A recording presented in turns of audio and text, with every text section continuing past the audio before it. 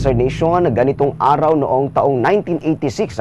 Ilang ulit na sinubukang buwagin ng mga otoridad itong mga libo-libong mamamayan na nagtipon-tipon dyan sa labas ng Campo Crame at ng Campo Aguinaldo sa lungsod ng Quezon. Ngunit bigo silang mapaalis itong mga ito.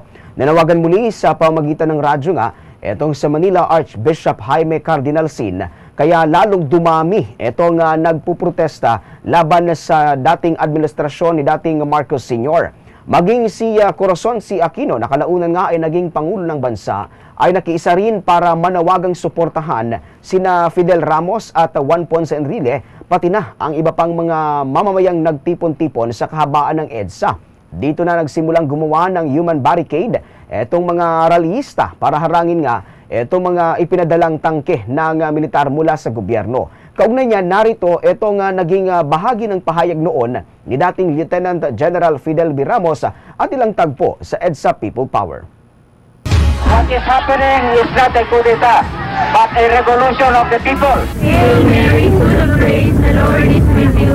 Blessed are you among women, and blessed is the fruit of your womb, Jesus. Holy Mary, Mother of God, pray for us sinners, now and at the hour of our death. Ito ang Bombo Radio Philippines, ang inyong #1 at most trusted radio network in the country.